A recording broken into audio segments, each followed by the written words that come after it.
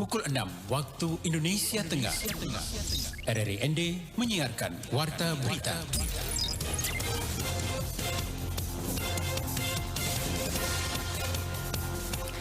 Selamat pagi saudara, Anda kembali mendengarkan Warta Berita pagi ini, edisi Kamis 28 Juli 2022 dengan headline berita. Ribuan ekor babi mati di NTT akibat ASF. 741 mahasiswa Unflor mengikuti pembekalan KKN periode tahun 2022. Selain informasi tadi, pendengar, hadir juga informasi lainnya. Selengkapnya bersama saya, Caroline Wodamosa.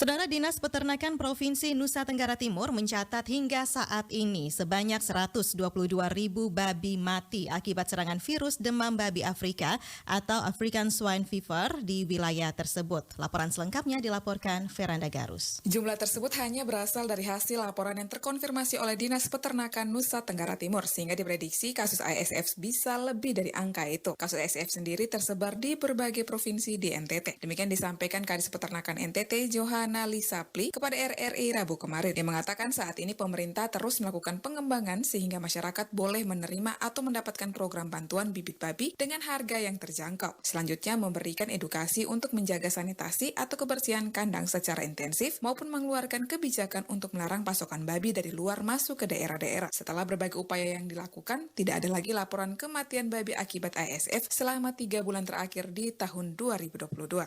Tentunya ketika penyakit ini mereda, berbagai kebijakan telah ditetapkan oleh pemerintah provinsi dengan instruksi gubernur, ya, dengan keputusan gubernur, dengan ini pembentukan posko, begitu ya, untuk kerja-kerja daripada kita semua di dalam melakukan ini edukasi, ini kampanye, dan bahkan sampai hari ini pun ketika ini sudah menurun, itu tetap terus dilakukan kampanye ini.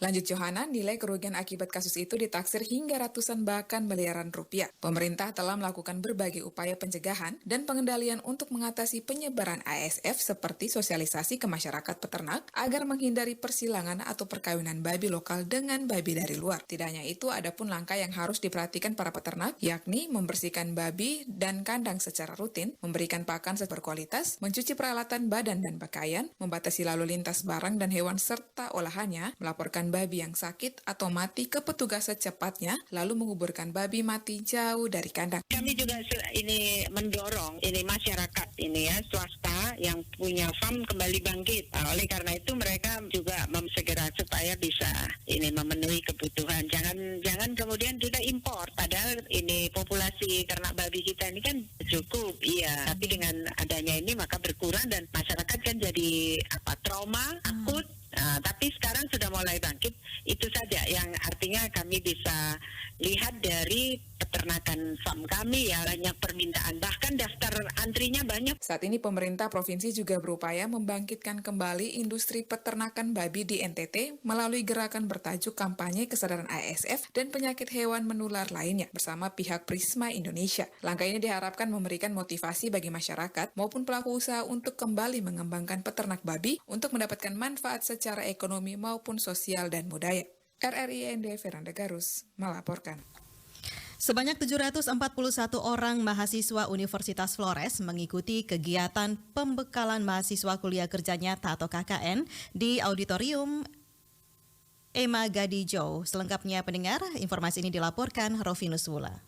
Kegiatan pembekalan mahasiswa KKN periode 2022 dibuka secara resmi oleh Rektor Universitas Flores Dr. Simon Sirapaji MA pada Rabu 27 Juli 2022. Pembekalan mahasiswa KKN bertujuan untuk memberikan wawasan pengetahuan, keterampilan, dan teknik dalam melaksanakan kegiatan KKN agar seluruh rangkaian kegiatan di lapangan berjalan sesuai harapan. Kuliah kerja nyata merupakan salah satu kegiatan akademik selain sebagai salah satu syarat kelulusan melalui mata kuliah kuliah KKN, mahasiswa diharapkan akan memperoleh pengalaman hidup bermasyarakat dan mengaplikasikan pengetahuan akademik yang didapat di kampus melalui kegiatan-kegiatan yang akan dilakukan bersama dengan masyarakat. KKN juga sebagai wujud pelaksanaan pengabdian kepada masyarakat yang merupakan bagian dari Tridharma Perguruan Tinggi. Kuliah Kerja Nyata Universitas Flores periode 2022 mengusung tema pemberdayaan masyarakat melalui digital berbasis potensi. Rektor Universitas Flores mengatakan bahwa kuliah kerja nyata merupakan mata kuliah yang harus diperhatikan dan wajib diikuti oleh semua mahasiswa. Dijelaskan sebelum para mahasiswa mendapatkan gelar sarjana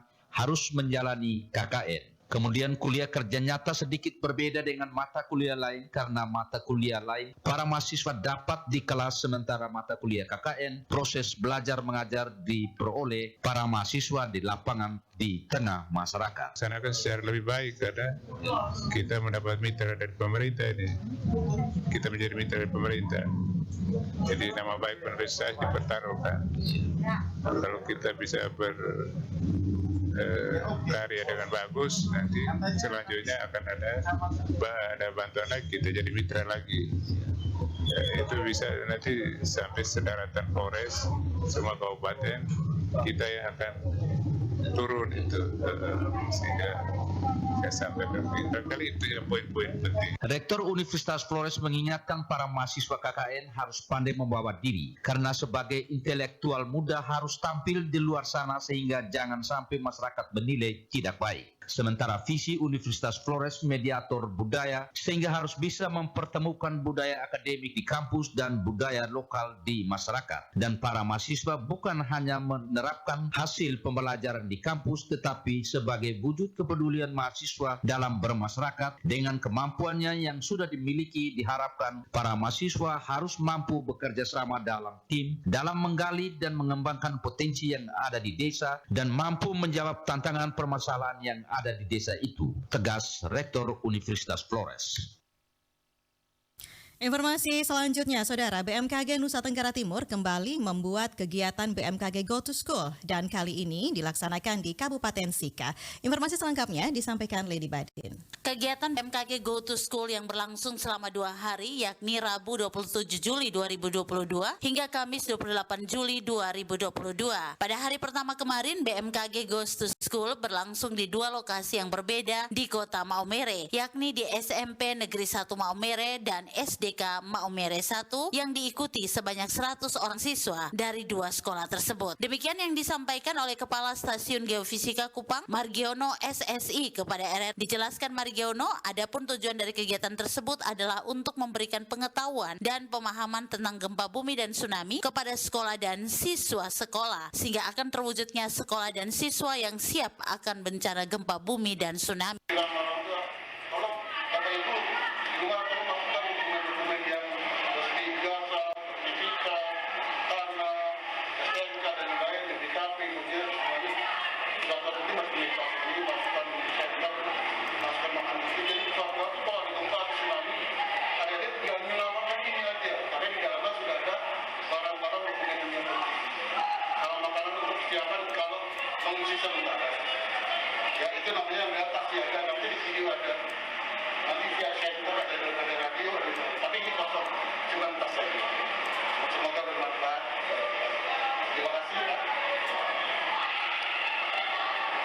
Margiono menjelaskan adapun materi yang diberikan dalam BMKG Goes to School ini adalah materi terkait gempa bumi, tsunami dan mitigasi gempa bumi, sebelum gempa bumi, saat gempa bumi dan setelah gempa bumi, juga latihan evakuasi ketika sedang belajar di kelas. Dirinya berharap kegiatan ini menjadi salah satu kegiatan yang bisa membuat para siswa maupun perangkat sekolah memahami dan sadar bahwa mereka tinggal di daerah rawan bahaya gempa bumi dan tsunami dan bagaimana menyelamatkan diri dari bencana gempa bumi ketika mereka sedang belajar di rumah atau di mana saja, dan menjadi paham bagaimana cara melakukan evakuasi jika terjadi tsunami, sehingga akhirnya sekolah dan siswa dapat siap menghadapi gempa bumi dan tsunami. RRI Endel Lady Badin melaporkan. Anda sedang mendengarkan Warta Berita Produksi RRI Endel.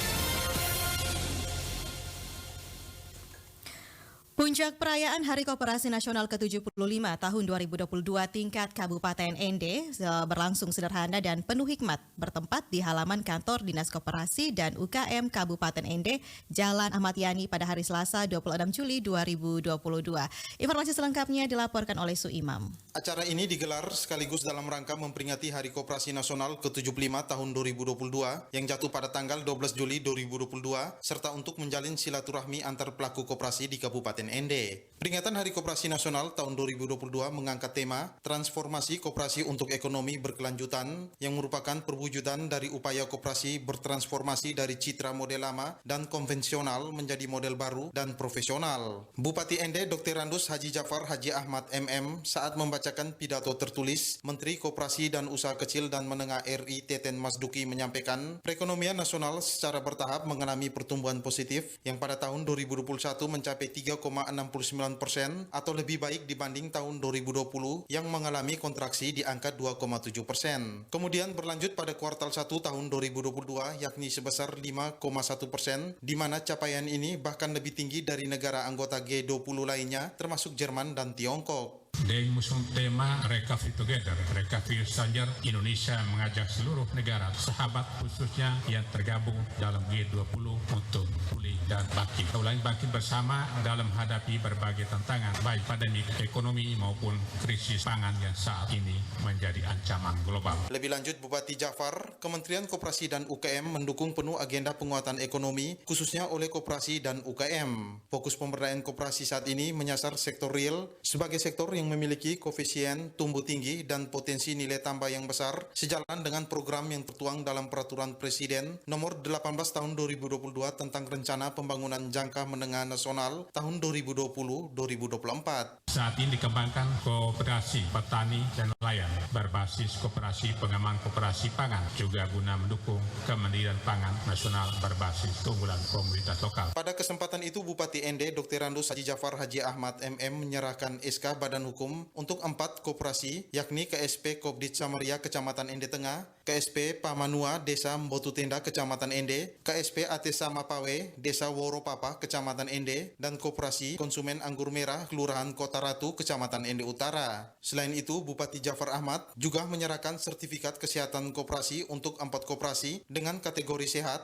yakni Serviam Bakti Mandiri Kecamatan ND Tengah, Kopdit Karitas Kecamatan ND Utara, KSU Gaharu Kecamatan ND Tengah, dan Kopdit Kembang Kecamatan ND Selatan. Kemudian acara dilanjutkan dengan sarasehan, paneling, paparan dan diskusi oleh Bupati ND dengan materi kebijakan pemberdayaan koperasi dan UKM di Kabupaten ND. Dilanjutkan oleh Kepala Dinas Koperasi dan UKM Kabupaten ND dengan materi gambaran umum koperasi dan UKM di Kabupaten ND, dan selanjutnya oleh Ketua Dekopinda Kabupaten ND dengan materi peran Dekopinda dalam mendukung transformasi koperasi dengan tema Transformasi Koperasi untuk Ekonomi Berkelanjutan dengan tagline Ayo Berkoperasi. Peringatan Hari Koperasi Nasional ke-75 tahun 2022 tingkat Kabupaten ND dihadiri oleh Asisten Bidang Perekonomian dan Pembangunan Setda ND Derson Duka serta sejumlah kepala perangkat daerah di lingkungan Pemkab ND dan para tamu undangan lainnya.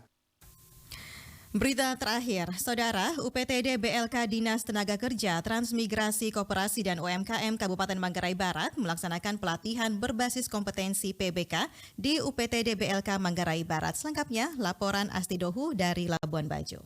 Pembukaan pelatihan berbasis kompetensi, servis sepeda motor, tata boga, dan tour guide Angkatan 3 DIPA, Balai Pelatihan Vokasi dan Produktivitas Lombok Timur, tahun anggaran 2022, berlangsung pada hari Rabu 27 Juli tahun 2022 di UPTD BLK Manggarai Barat, diikuti oleh 48 pencari kerja di Manggarai Barat, didampingi oleh 6 instruktur. Kepala Dinas Tenaga Kerja, Transmigrasi, Koperasi, dan UMKM Manggarai Barat, Nei Asmon menjelaskan, kegiatan yang sedang berlangsung di BLK adalah kegiatan pelatihan berbasis kompetensi untuk periode tahun 2022 melaksanakan 10 paket kegiatan pelatihan baik tenaga kerja mandiri maupun tenaga kerja yang nanti akan direkrut oleh industri. 10 paket didukung oleh Balai Pelatihan Lombok Timur. Yang sedang berlangsung itu ada 3 paket kegiatan, kelas otomotif 1 kelas tata boga 1 kelas dan kelas tour guide 1 kelas lagi itu gelombang kedua, angkatan kedua.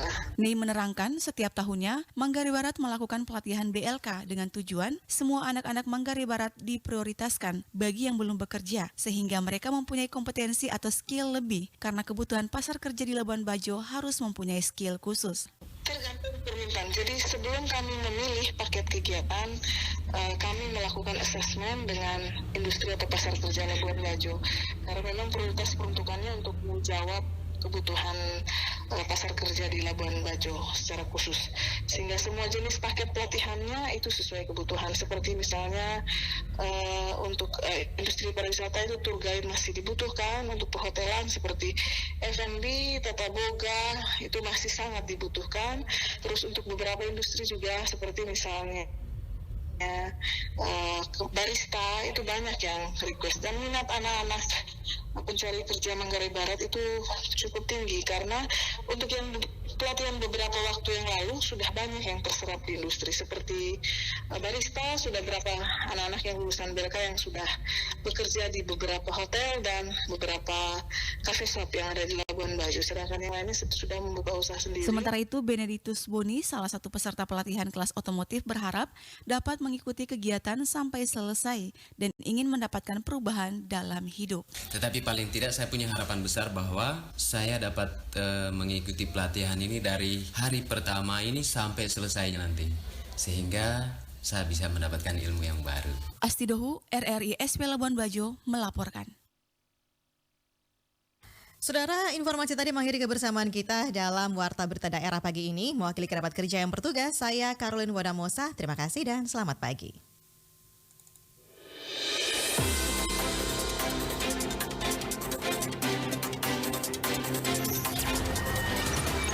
Terima kasih. Anda telah mendengarkan Warta Berita Produksi RRI ND.